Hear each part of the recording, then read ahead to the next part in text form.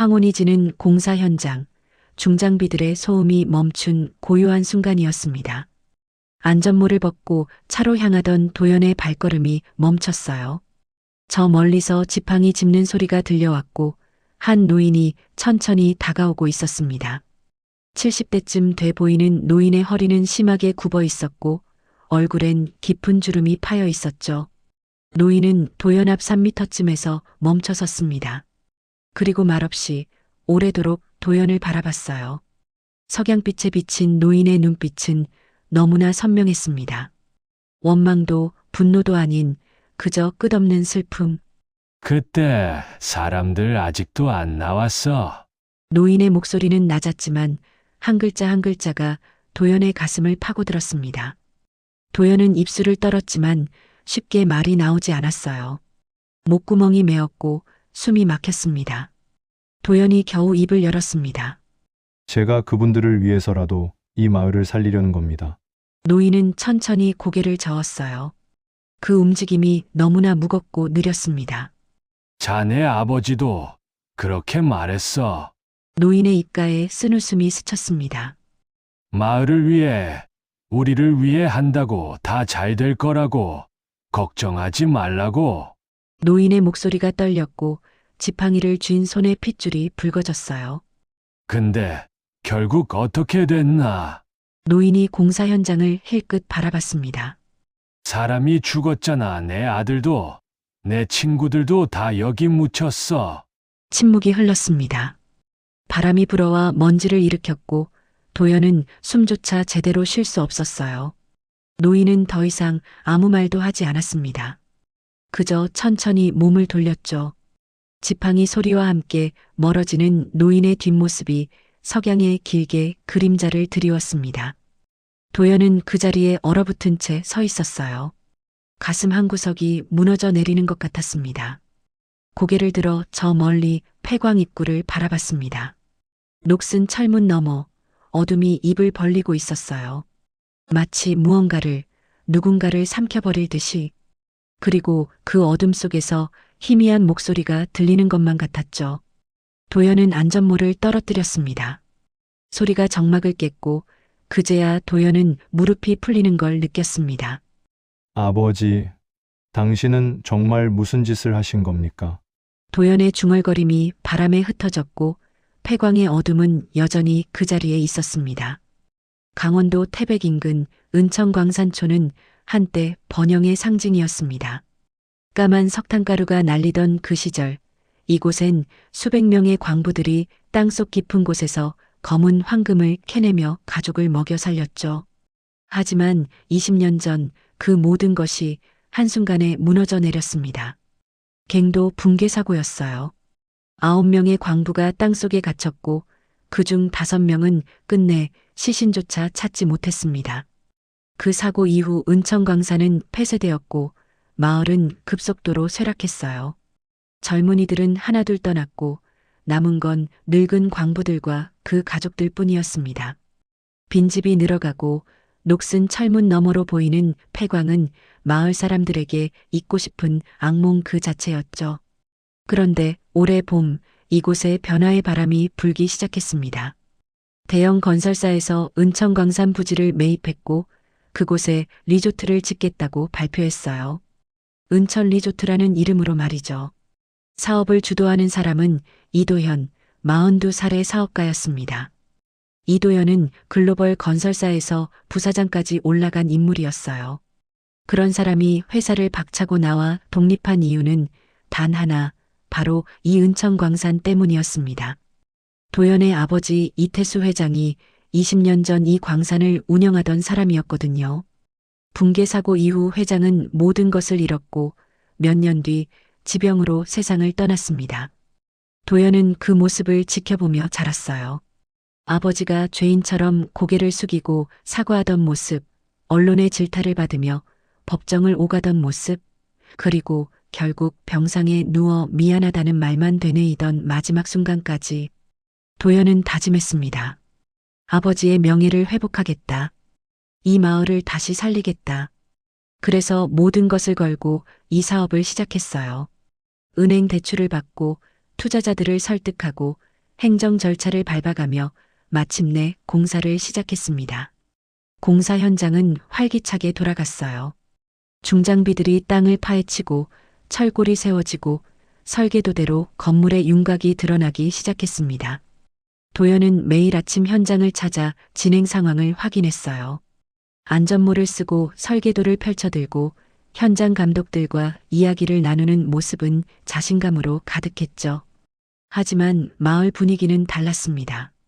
노인들은 공사 현장을 지나칠 때마다 고개를 저었어요.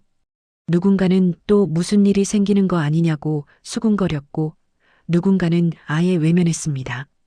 어느 날 저녁 도연이 현장을 떠나려는데 한 노인이 다가왔어요. 70대쯤 돼 보이는 그 노인은 허리가 굽어 있었고 손엔 지팡이를 짚고 있었습니다. 노인은 도연을 물끄러미 바라보더니 이렇게 말했어요. 그때 사람들 아직도 안 나왔어. 제가 그분들을 위해서라도 이 마을을 살리려는 겁니다. 도연이 조심스럽게 대답했지만 노인은 고개를 저었습니다. 사람이 죽었잖아. 노인은 더 이상 말하지 않고 돌아섰어요. 도연은 그 뒷모습을 바라보며 가슴 한구석이 무너지는 기분을 느꼈습니다. 마을 사람들에게 이 사고는 단순한 과거가 아니었어요. 여전히 현재 진행형의 고통이었던 거죠. 그날 밤 도연은 아버지의 유품이 보관된 창고를 찾았습니다. 먼지가 쌓인 상자들 사이에서 낡은 사진첩을 꺼냈어요. 거기엔 한창 때의 아버지 모습이 담겨 있었습니다. 광부들과 어깨동무를 하고 웃고 있는 사진, 준공식에서 테이프를 자르는 사진, 그리고 마지막 장에는 병상에 누운 아버지가 도연의 손을 잡고 있는 사진이 있었죠. 아버지, 제가 바로잡겠습니다. 당신이 잘못한 게 아니었다는 걸 증명하겠어요. 도연은 사진을 가슴에 안고 속삭였습니다. 하지만 그 순간 마음 한구석에서 의문이 고개를 들었어요. 정말 아버지는 잘못이 없었을까? 아니면 자신이 보고 싶은 것만 보려는 건 아닐까? 창밖으론 어둠이 내려앉고 있었습니다. 공사 현장에 크레인들이 거대한 그림자를 들이우며 서 있었고 그 너머로 폐광의 어두운 입구가 마치 무언가를 삼킬 듯 벌어져 있었어요. 도연은 창문을 닫았습니다. 하지만 가슴속 불안은 쉽게 가라앉지 않았죠. 개장식을 하루 앞둔 날이었습니다. 은철 리조트 부지는 축제 분위기였어요. 대형 현수막이 걸렸고 무대가 세워졌으며 지역 언론사 기자들이 속속 모여들었습니다. 도연은 양복을 말끔히 차려입고 리허설을 진행하고 있었어요. 시장과 지역 유지들이 참석할 예정이었고 방송사 카메라도 여러 대 설치되어 있었죠. 내일이면 모든 게 시작됩니다. 아버지, 지켜보고 계시죠? 도연은 속으로 중얼거리며 무대 위에 섰습니다. 마이크를 테스트하고 조명을 확인하고 행사 진행 순서를 점검했어요. 모든 게 완벽했습니다. 비서 정우석이 다가와 일정표를 건넸고 도연은 만족스러운 표정으로 고개를 끄덕였죠. 그런데 오후 2시쯤 행사장 입구가 소란스러워지기 시작했습니다. 경비원들이 누군가를 막아서는 소리가 들렸어요. 도연이 고개를 돌리자 한 여자가 손수레를 끌고 들어오고 있었습니다. 박서진이었어요. 38살의 여자는 목에 기자 출입증을 걸고 있었지만 그 모습은 여느 기자와는 달랐습니다. 손수레엔 낡아빠진 작업복과 금이 간 헬멧, 그리고 먼지투성이 장갑이 실려 있었거든요. 저분 누구예요? 왜 저런 걸 가져온 거죠? 취재진 중 한 명이 수군거렸습니다. 서진은 손수레를 끌고 무대 앞까지 왔어요. 경비원들이 막아섰지만 서진은 출입증을 흔들며 말했습니다. 저 기자예요. 질문 있습니다. 도연은 인상을 찌푸렸습니다. 뭔가 불길한 예감이 들었어요. 서진은 손수레에서 작업복을 꺼내 들었습니다. 낡고 찢어진 옷이었고 곳곳에 검은 얼룩이 묻어 있었죠. 이게 뭔지 아세요? 서진이 기자들을 향해 물었습니다. 카메라 플래시가 터지기 시작했어요. 서진은 작업복을 높이 들어 올렸습니다. 이건 제 동생의 옷이에요. 박서우 24살에 이 광산갱도에서 죽었습니다. 20년 전 바로 이 자리에서요. 순간 행사장이 조용해졌습니다. 도연의 얼굴이 굳어졌어요. 서진은 손수레에서 헬멧을 꺼내 바닥에 던졌습니다. 소리가 울려 퍼졌죠.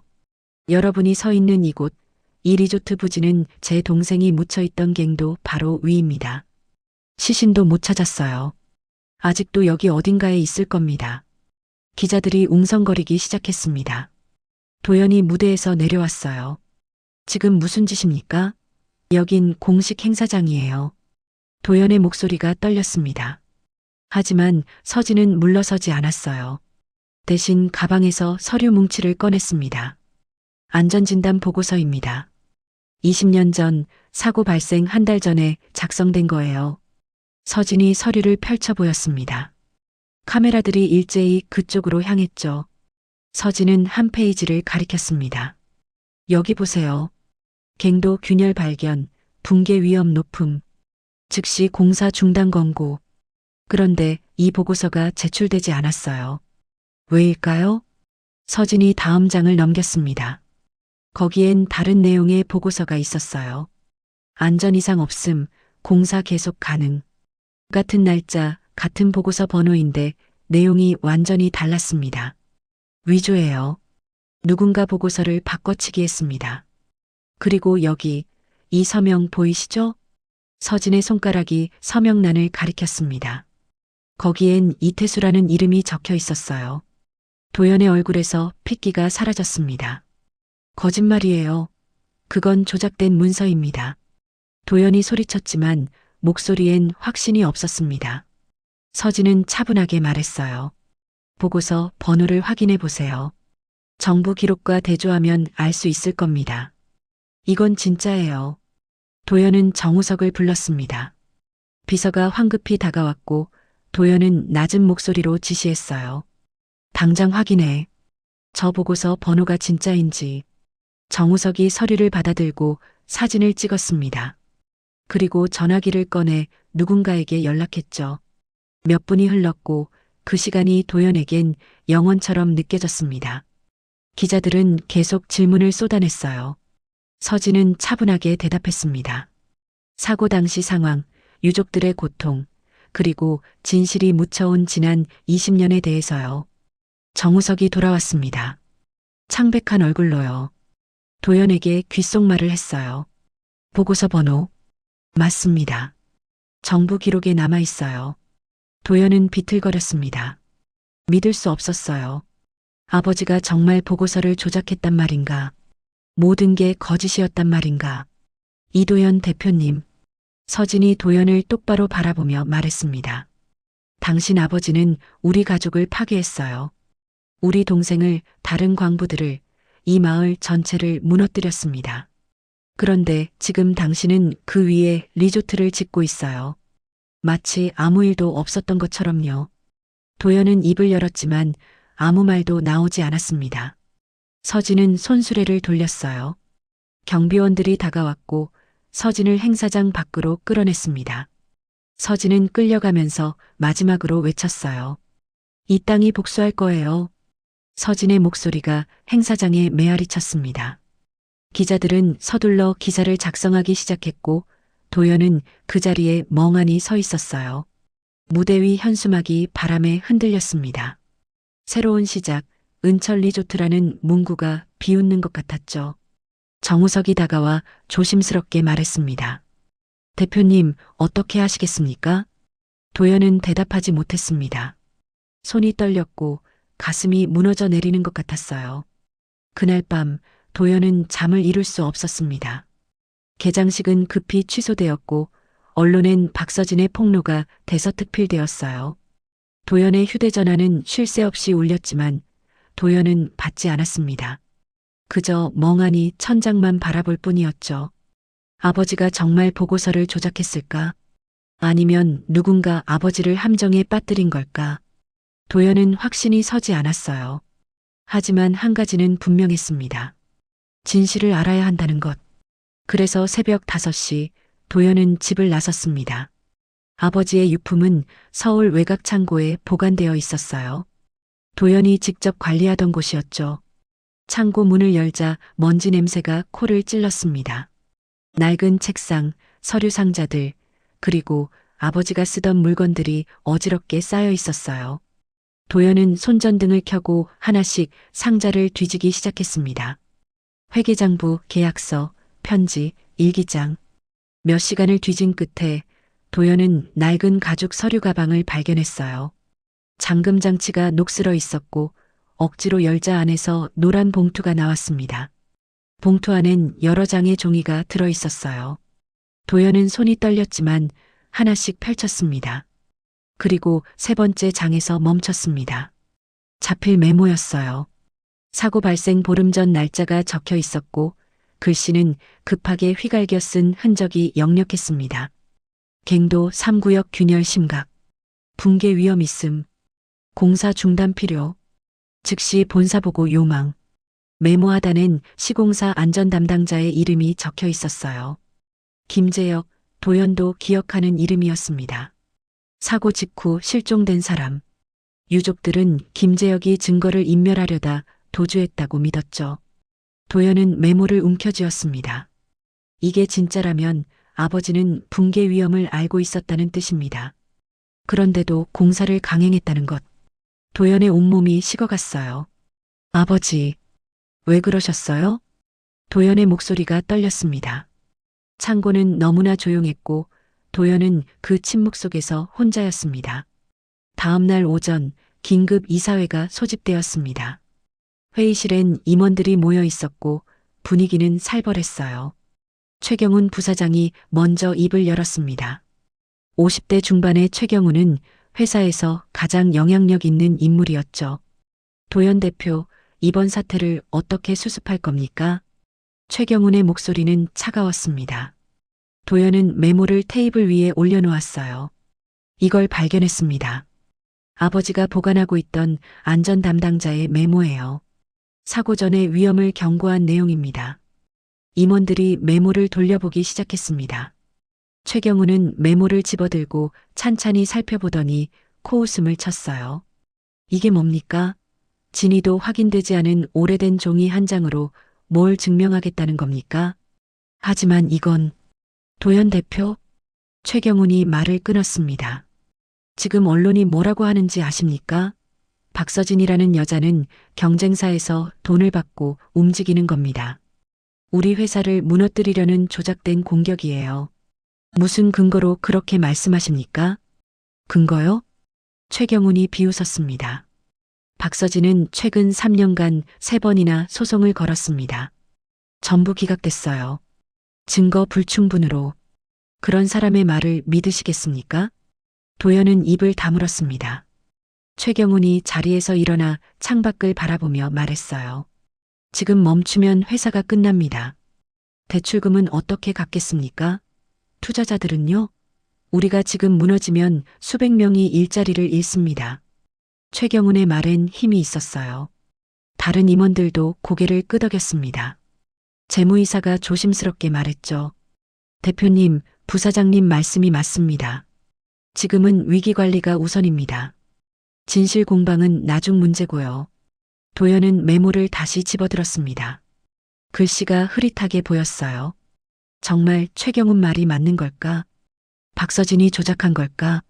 아니면 일단 개장식을 재추진합시다. 언론 대응은 제가 맡겠습니다.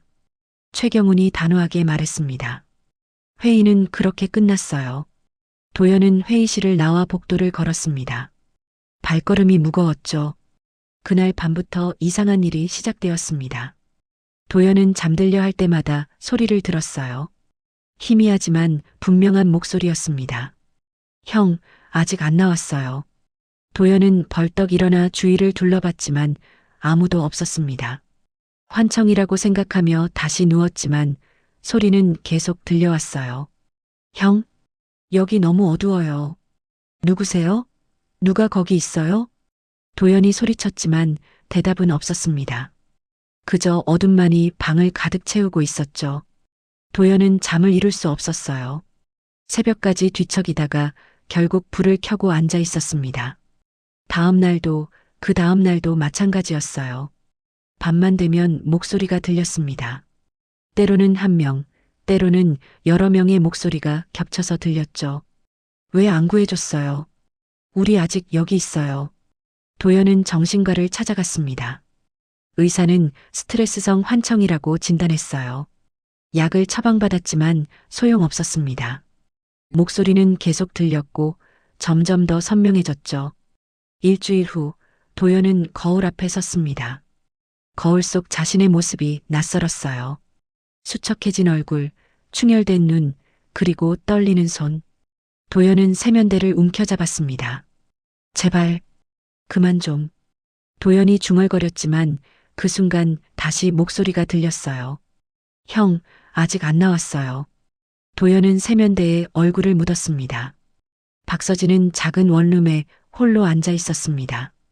벽엔 오빠 박서우의 사진이 걸려 있었고 책상 위엔 지난 20년간 모아온 자료들이 쌓여 있었어요. 신문 스크랩, 법원 판결문, 증인 진술서, 그리고 수없이 거절당한 기사 제보 메일들. 개장식 폭로 이후 서진은 잠시나마 언론의 주목을 받았습니다.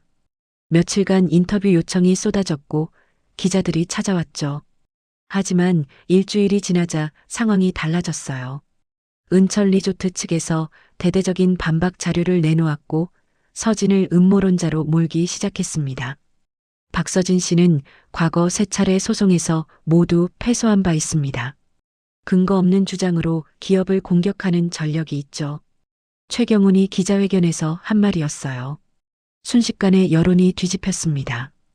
기자들은 더 이상 전화를 받지 않았고 서진의 메일은 읽히지 않았죠. 더 괴로운 건 마을 사람들의 반응이었습니다. 서진이 마을 회관을 찾아갔을 때 노인들은 고개를 돌렸어요.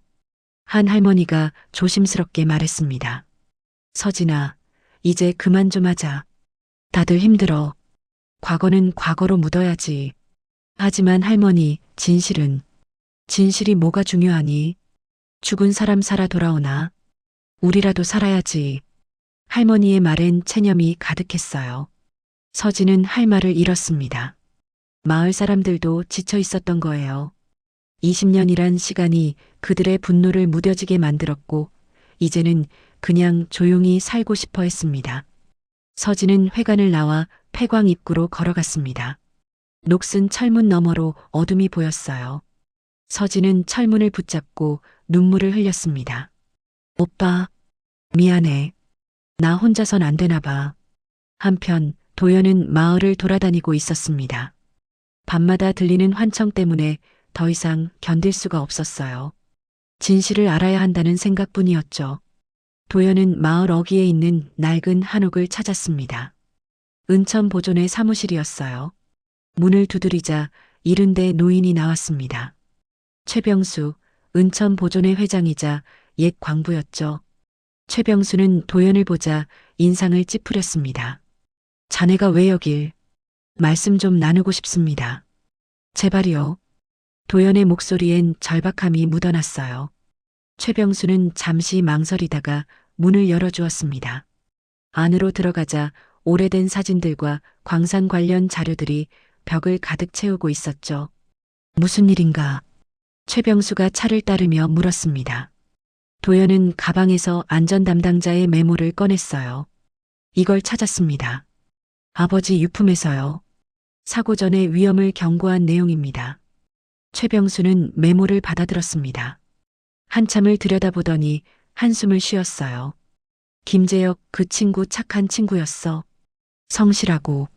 최 회장님, 혹시 그때 상황을 아시는 분이 또 계십니까? 증거가 될 만한 게 있을까요? 최병수는 고개를 저었습니다. 다들 입 닫았어. 겁이 났거든. 회사가 무서워서, 생계가 막막해서. 도연은 실망스러웠지만 포기하지 않았습니다. 그럼 당시 기록이라도 남아있지 않을까요? 작업일지나 감시 영상 같은 거요. 최병수가 잠시 생각하더니 일어났습니다. 안쪽 방으로 들어가 낡은 박스를 가져왔어요. 박스 안엔 먼지 쌓인 비디오 테이프들이 있었습니다. 사고 나기 전까지 갱도 입구에 CCTV가 있었어. 보존회에서 몰래 복사해 둔 거야. 혹시 몰라서. 도연의 눈이 커졌습니다. 최병수는 테이프 하나를 꺼내 낡은 비디오 플레이어에 넣었어요. 화면이 깜빡이더니 흑백 영상이 나타났습니다. 갱도 입구였어요. 날짜는 사고 하루 전이었죠. 광부들이 교대로 들어가고 관리자들이 서류를 들고 오가는 모습이 보였습니다. 도연은 숨을 죽이고 화면을 응시했어요. 그리고 오후 5시쯤 한 남자가 나타났습니다. 양복을 입은 40대 남자였어요. 도연은 그 얼굴을 알아봤습니다. 아버지의 비서였던 사람. 비서는 주위를 둘러보더니 서류 가방에서 파일을 꺼냈습니다. 그리고 관리 사무실로 들어갔죠. 10분 뒤 비서가 다시 나왔습니다. 손엔 다른 파일이 들려 있었어요. 비서는 그 파일을 가방에 넣고 서둘러 떠났습니다. 저게 보고서를 바꿔치기 하는 장면입니까? 도연의 목소리가 떨렸습니다. 최병수가 고개를 끄덕였어요. 우리도 나중에서야 알았지. 그때는 뭔지 몰랐거든. 도연은 화면을 멈추지 못했습니다. 계속 돌려봤어요. 비서의 얼굴, 가방, 서류, 모든 게 선명했습니다. 이게 증거다. 아버지가 직접 조작한 게 아니라 비서가 한 일이다. 이 테이프 복사할 수 있을까요? 가져가게. 자네가 뭘 할지 모르겠지만 이젠 진실이 밝혀져야 해. 도연은 테이프를 받아 품에 안았습니다. 그날 밤 도연은 서진의 연락처를 알아냈어요. 마을 사람들에게 물어물어 찾아낸 주소로 찾아갔습니다. 문을 두드리자 서진이 나왔어요. 도연을 보자 경계하는 표정을 지었죠. 무슨 일이세요? 보여드릴 게 있습니다. 도연은 노트북을 꺼내 영상을 틀었습니다. 비서가 서류를 바꿔치기 하는 장면. 서진의 눈이 커졌어요. 이게 당신 말이 맞았어요. 보고서는 조작된 겁니다. 하지만 제 아버지가 직접 한 건 아닐 수도 있어요. 서진은 화면을 뚫어지게 바라봤습니다. 눈물이 흘러내렸어요. 그럼 비서가 독단으로 한 건가요? 아니면 누군가 지시를 받았거나. 두 사람은 침묵했습니다. 그런데 다음 날 아침 서진에게 경찰서에서 연락이 왔습니다. 허위 정보 유포죄로 조사를 받으러 오라는 통보였어요. 서진이 경찰 조사를 받는 동안 도연은 아버지의 흔적을 더 찾아야겠다고 결심했습니다. 경찰에 영상을 제출하기엔 아직 부족했어요. 비서가 서류를 바꿨다는 건 알겠지만 왜 그랬는지, 누가 지시했는지는 여전히 미궁속이었으니까요. 도연은 아버지의 납골당을 찾았습니다. 서울 외곽의 조용한 절이었어요. 이른 아침 안개가 자욱하게 깔려 있었고 납골당엔 도연 혼자뿐이었습니다. 아버지의 위패 앞에 무릎을 꿇었어요. 아버지, 제가 뭘 놓치고 있는 건가요? 어디에 답이 있습니까? 도연은 향을 피우고 절을 올렸습니다. 그러다 문득 납골당 관리인이 생각났어요. 아버지가 돌아가신 후 장례를 치를 때 관리인이 이상한 말을 했었거든요. 회장님께서 특별히 부탁하신 게 있다고. 당시엔 그냥 흘려들었는데 지금 생각해보니 뭔가 있을 것 같았습니다. 도연은 관리실로 향했습니다. 이른데 노승이 차를 마시고 있었어요. 도연을 보자 합장하며 인사했죠. 아침부터 웬일이십니까? 스님, 제 아버지가 돌아가시기 전에 무슨 부탁을 하신 게 있다고 들었습니다. 혹시 기록이 남아 있을까요? 노승은 잠시 생각하더니 서랍을 열었습니다. 낡은 수첩을 꺼내 넘기더니 한 페이지를 가리켰어요. 여기 있습니다. 회장님께서 돌아가시기 일주일 전에 오셔서 하신 말씀이죠. 도연은 수첩을 받아들었습니다. 거기엔 아버지의 말이 적혀 있었어요. 은천갱도 안비밀 창고에 상자가 하나 있다.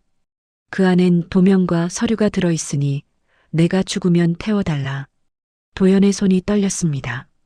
비밀 창고, 아버지가 무언가를 숨겨뒀다는 뜻이었어요. 스님, 이 부탁을 실행하셨습니까? 노승이 고개를 저었습니다. 아닙니다. 갱도가 폐쇄되어 들어갈 수가 없었거든요. 그래서 그냥 두었습니다. 도연은 수첩을 덮었습니다. 상자가 아직 거기 있다는 뜻이었죠. 도연은 서둘러 납골당을 나왔습니다. 그날 오후 도연은 은천 폐광으로 향했습니다. 녹슨 철문엔 출입금지 표지판이 붙어 있었지만 도연은 망설이지 않았어요. 철문 자물쇠를 끊고 안으로 들어갔습니다. 갱도는 어둡고 축축했어요. 손전등을 켜고 조심스럽게 걸어 들어갔죠. 벽엔 이끼가 끼어 있었고 천장에선 물이 떨어졌습니다. 발소리가 메아리쳤고 공기는 무거웠어요. 200m쯤 들어가자 갈림길이 나왔습니다. 도연은 옛 도면을 떠올렸어요. 왼쪽은 주 작업장으로 가는 길, 오른쪽은 자재 보관소. 비밀 창고라면 아마 오른쪽일 겁니다. 오른쪽 길로 접어들자 더 좁아졌어요. 도연은 몸을 숙이고 나아갔습니다. 30m쯤 갔을 때 작은 철문이 보였죠. 녹이 슬어 있었지만 자물쇠는 그대로였어요. 도연은 가져온 공구로 자물쇠를 부쉈습니다. 문을 열자 작은 방이 나타났습니다. 3평 정도 되는 공간이었고 안엔 낡은 책상과 선반이 있었어요. 선반 위에 나무 상자 하나가 놓여 있었죠. 도연은 상자를 내려 열었습니다. 안엔 도면 몇 장과 서류 뭉치, 그리고 작은 녹음기가 들어 있었어요. 도연은 녹음기를 집어들었어요. 먼지를 털어내고 재생 버튼을 눌렀습니다. 처음엔 잡음만 들렸습니다. 그러다 목소리가 흘러나왔어요. 점검표 조작은 임시 조치야. 곧 복구하자. 아버지 목소리였습니다. 도연은 숨을 멈췄어요. 하지만 회장님, 현장 균열이 심각합니다. 폭발 위험이. 다른 남자 목소리였어요. 김재혁 안전 담당자였습니다. 알아. 알고 있어. 하지만 지금 멈추면 다 죽어. 회사도 우리도 광부들도. 아버지 목소리가 떨리고 있었습니다. 도연은 녹음기를 더 귀에 가까이 댔어요. 투자자들이 발을 빼면 어떻게 되겠어?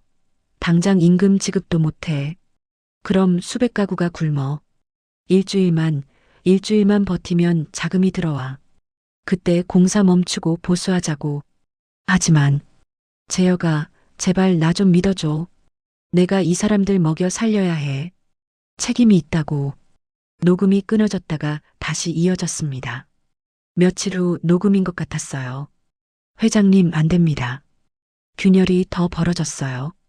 당장 대피시켜야 합니다. 김재혁의 목소리가 다급했습니다. 내일까지만. 내일 자금 들어오면 바로. 내일이면 늦어요. 알았어. 오늘 작업 끝나면 폐쇄하자. 내가 발표할게. 하지만 그 오늘의 사고가 터진 거였습니다. 녹음은 거기서 끝났어요. 도연은 녹음기를 떨어뜨릴 뻔했습니다. 손이 심하게 떨렸어요. 아버지는 알고 있었던 겁니다. 위험을 알면서도 단 하루를 못 참았던 거죠. 탐욕 때문이 아니라 두려움 때문에. 회사를 살려야 한다는, 사람들을 먹여 살려야 한다는 책임감 때문에. 도연은 주저앉았습니다. 갱도 바닥에 무릎을 꿇고 고개를 떨궜어요. 아버지는 악인이 아니었습니다. 그저 압박에 무너진 평범한 사람이었어요. 잘못된 선택을 한 약한 사람. 아버지. 도연의 목소리가 갱도에 울려 퍼졌습니다. 눈물이 흘러내렸고 도연은 한참을 그렇게 앉아 있었어요. 얼마나 지났을까요? 도연은 녹음기와 서류를 챙겨 갱도를 빠져나왔습니다. 밖은 해질녘이었고 석양이 붉게 물들어 있었죠. 도연은 석양을 바라보며 생각했습니다. 이제 무엇을 해야 할까? 진실을 밝혀야 할까? 아니면 아버지를 보호해야 할까? 그날 밤 도연은 서진에게 전화를 걸었습니다. 녹음기를 찾았습니다. 들어보셔야 할 것 같아요. 서진은 도연의 사무실에서 녹음기를 듣고 있었습니다. 아버지 이태수의 떨리는 목소리, 김재혁의 다급한 경고, 그리고 마지막 대화까지. 서진의 얼굴에선 여러 감정이 스쳐 지나갔어요. 분노, 슬픔, 그리고 혼란. 녹음이 끝나자 서진은 한참을 말없이 앉아 있었습니다. 도연도 침묵했어요. 사무실은 무거운 정적만이 흘렀죠. 오빠가 죽은 건 탐욕 때문이 아니었군요. 서진이 조용히 말했습니다. 목소리엔 힘이 없었어요. 하지만 결과는 똑같아요.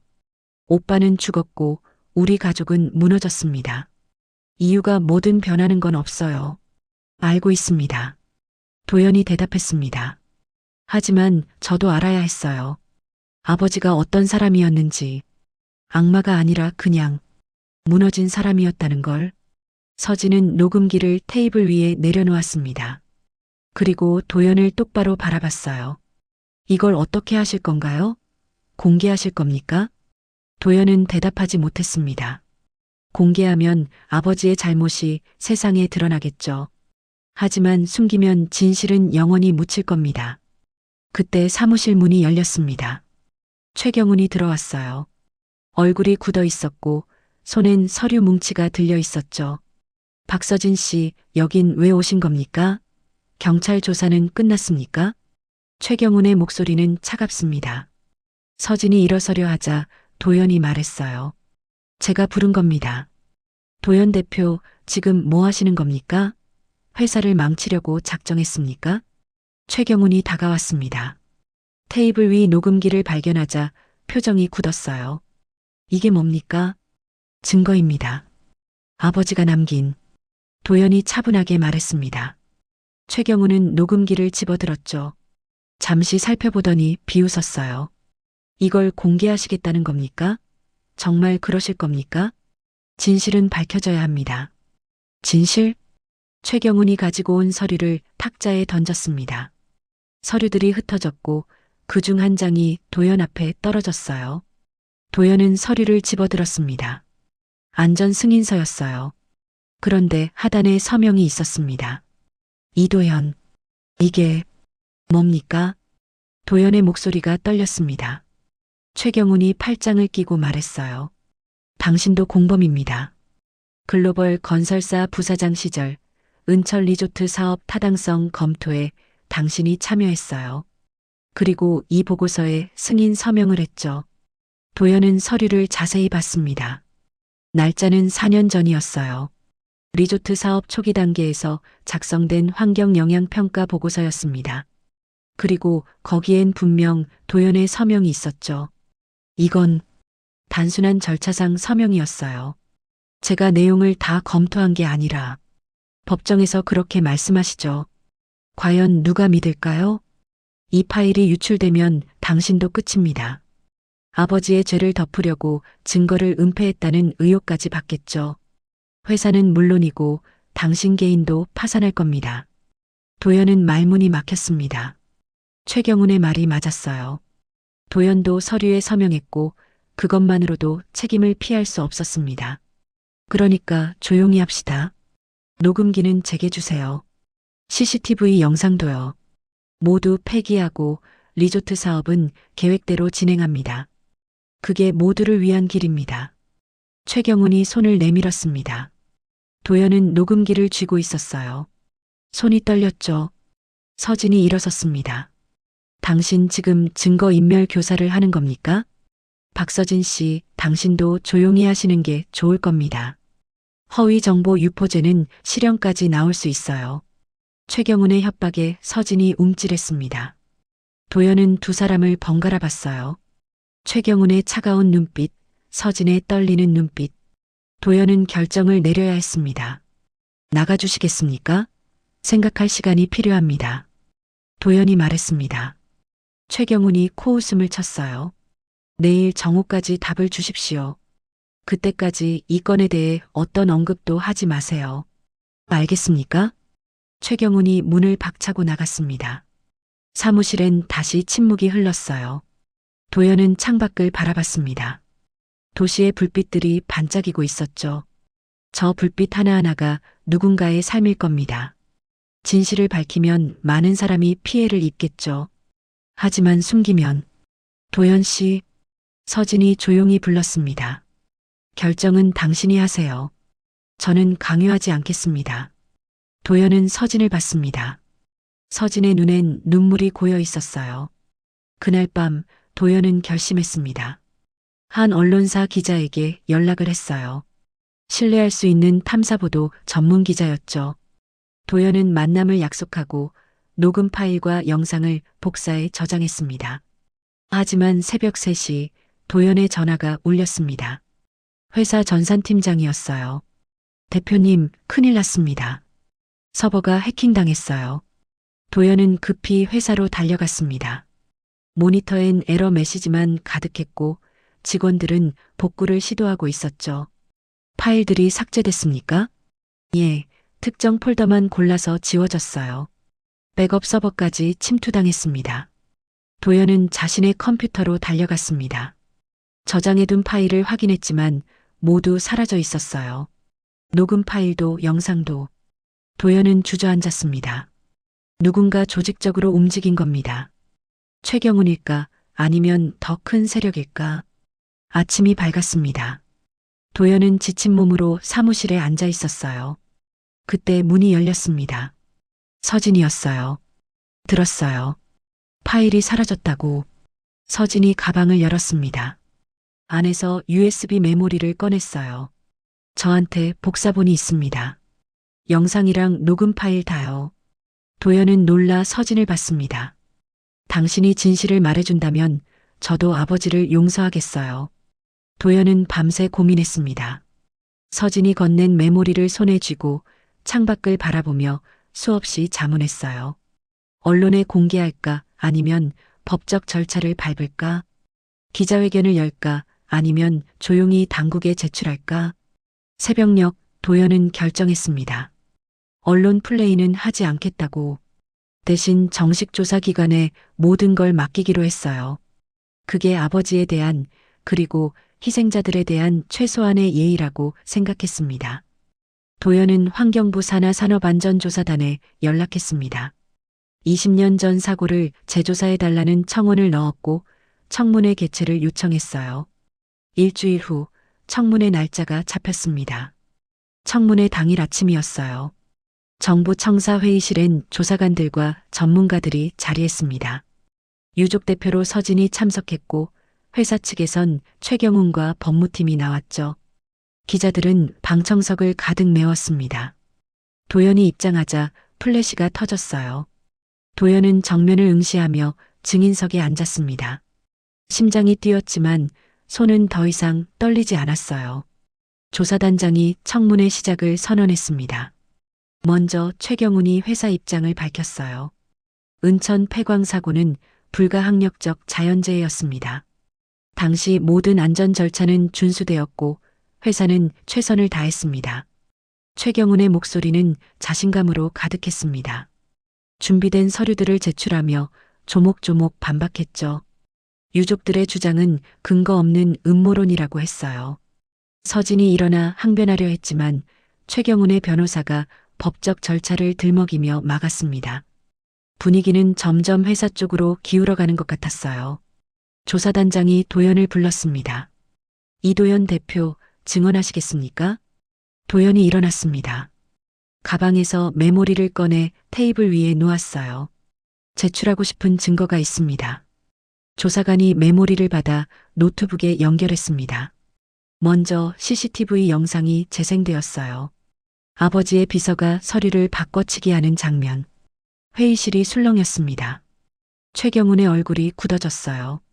변호사가 뭔가 말하려 했지만 조사단장이 손을 들어 제지했습니다. 계속 보겠습니다. 다음은 녹음 파일이었습니다. 이태수 회장과 김재혁의 대화가 회의실에 울려 퍼졌어요. 떨리는 목소리, 다급한 경고, 그리고 마지막 약속까지. 방청석에선 흐느끼는 소리가 들렸습니다.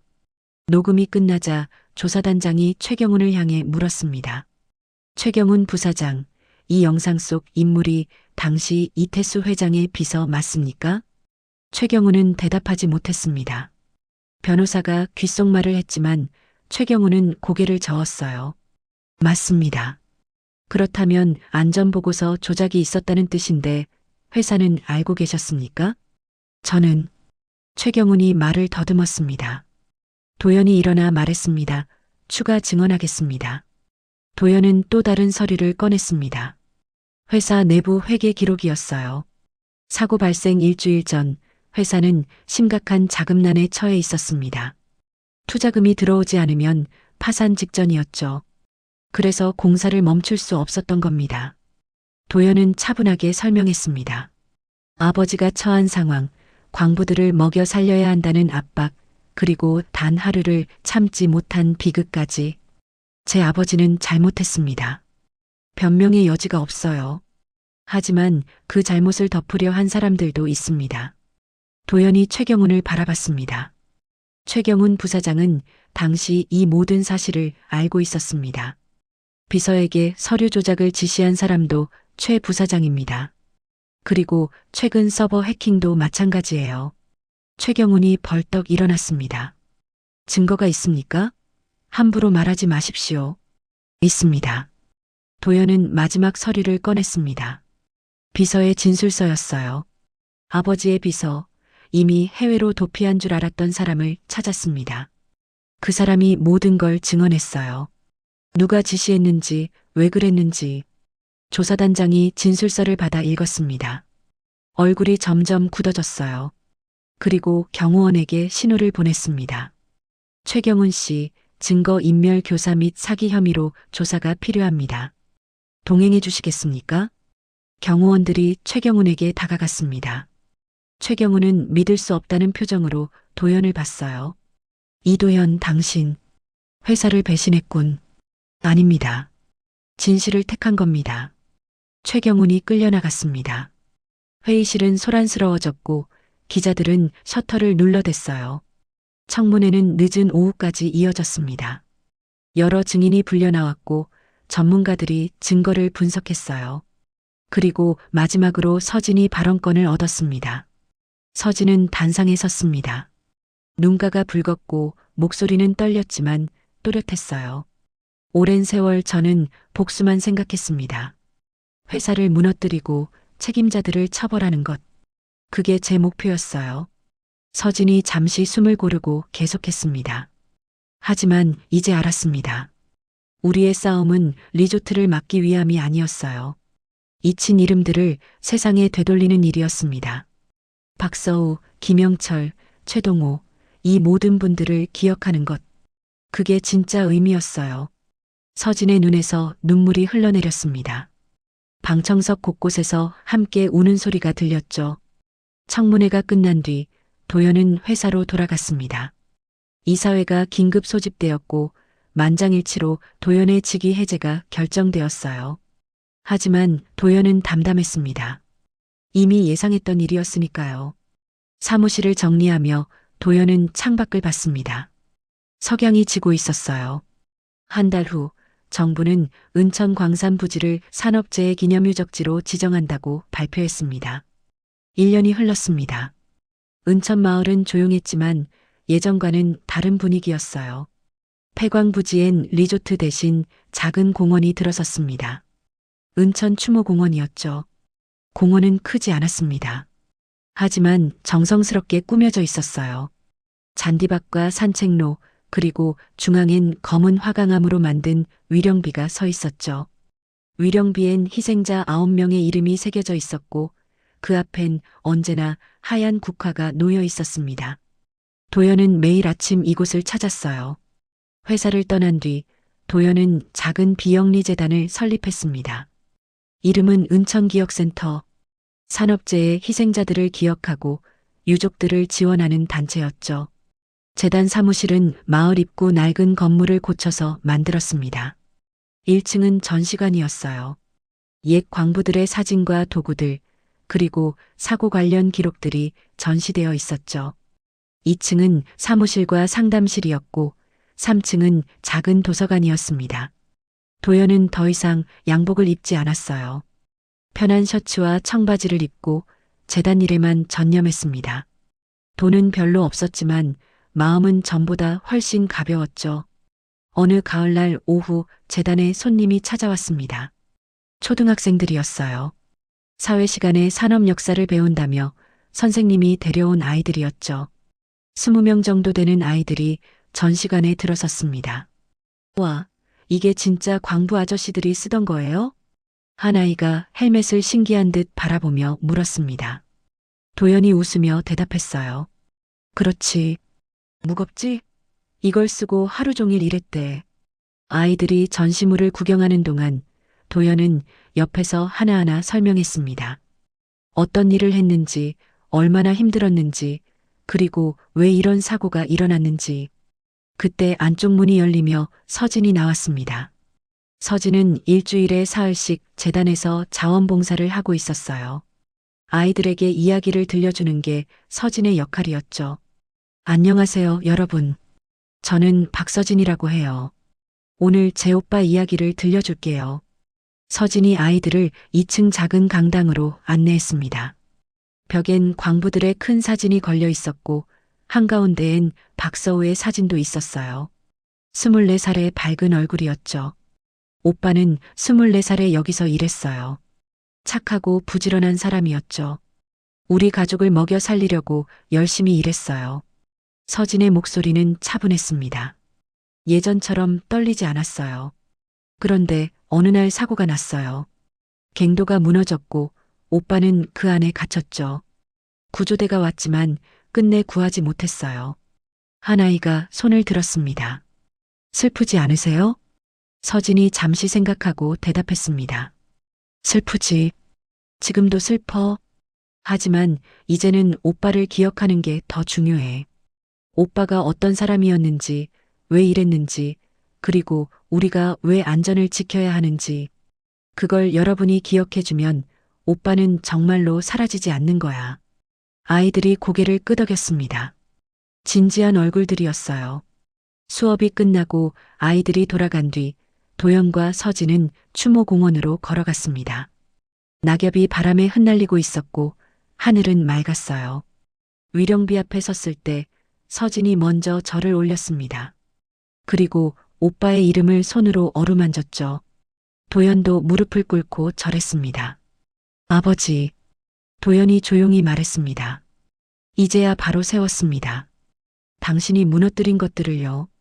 바람이 불었습니다. 위령비 옆 나무가지가 흔들렸고 묘비 위에 묶인 하얀 리본이 펄럭였어요. 아버지는 나쁜 사람이 아니었어요.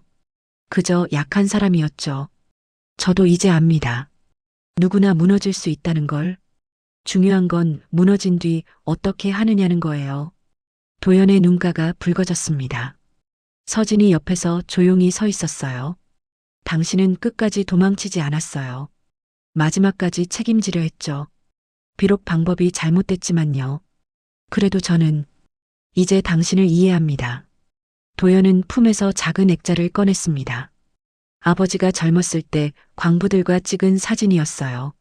그 사진을 위령비 앞에 조심스럽게 놓았습니다. 아버지도 여기 계셔야 해요. 희생자들과 함께. 그래야 진짜 용서받을 수 있을 거예요. 서진이 고개를 끄덕였습니다. 두 사람은 한참을 그렇게 서 있었어요. 말없이 하지만 함께. 해가 지기 시작했습니다. 석양이 위령비를 붉게 물들였고 긴 그림자가 드리워졌죠. 도연과 서진은 천천히 공원을 나섰습니다. 마을 입구에서 도연이 멈춰 섰습니다. 뒤돌아보니 추모공원이 저 멀리 보였어요. 작지만 따뜻한 빛이 새어나오고 있었습니다. 서진 씨, 네. 우리가 잘하고 있는 걸까요? 서진이 미소 지었습니다. 잘하고 있어요. 기억하는 것, 그게 우리가 할 수 있는 최선이에요. 두 사람은 다시 걸었습니다. 마을엔 저녁 연기가 피어오르고 있었고 어디선가 저녁 준비하는 소리가 들렸어요. 평범한 일상이었죠. 하지만 그 평범함 속에 진실이 함께 숨쉬고 있었습니다. 위령비 위로 밤이 내렸습니다. 별들이 하나둘 떠올랐고 달빛이 검은 화강암을 비췄어요.